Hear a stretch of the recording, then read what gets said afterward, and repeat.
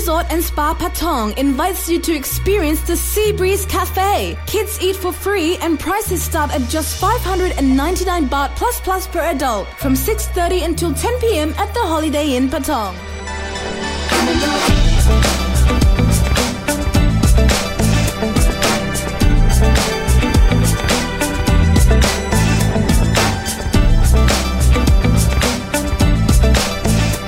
Welcome to This Week in Phuket, where we take a look back on the stories that made the headlines throughout the week.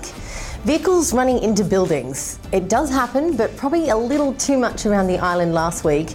A pickup truck smashed into a grocery store in Katu just past the Waterfall Road turn-off at around 3 p.m. on Friday, making it the third vehicle in a week to lose control and smash into a building.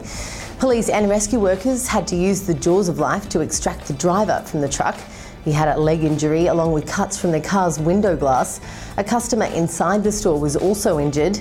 Police believe the pickup driver lost control because he was driving too fast and will question him once his condition improves.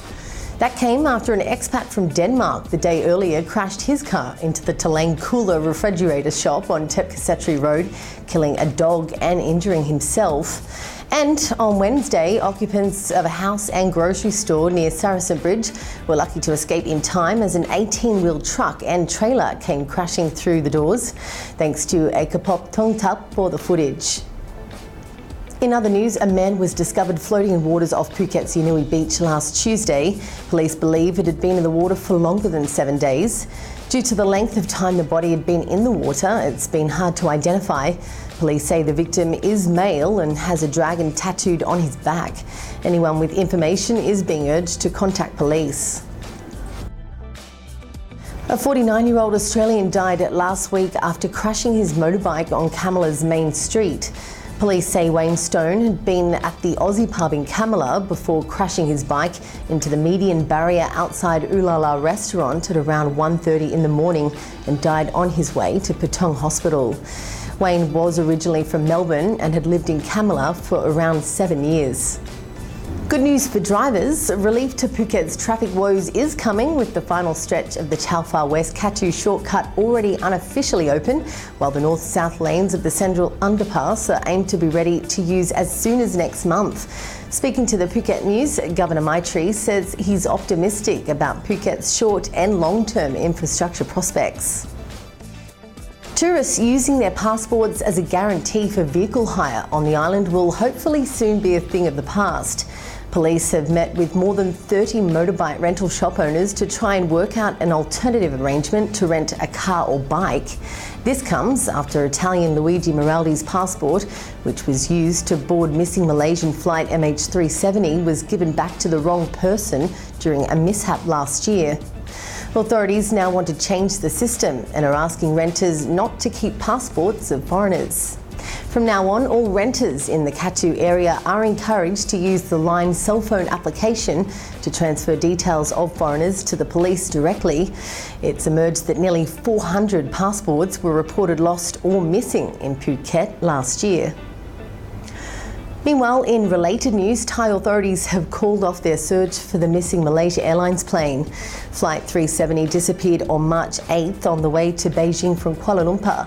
Thailand had been focusing on the Gulf of Thailand and Andaman Sea to search for the missing plane, but called off the search following an announcement that the aircraft changed course and the focus of the search changed to two new areas, including Northern Asia and the Indian Ocean. Katu police are still searching for those responsible for the fatal stabbing of an 18-year-old at a festival in Patong last Tuesday. Police were called around 2 a.m. to a group of young people fighting at the festival at Ban Morn, where a man had died. At the scene, they found a Saksit Gai Patong, originally from Ubon Ratchathani, who died from knife wounds to his back and chest. How dare they? Or are they just sharing the love of Thai culture? Or can the Singaporeans do it better? Singapore is organising its own Songkran festival this year.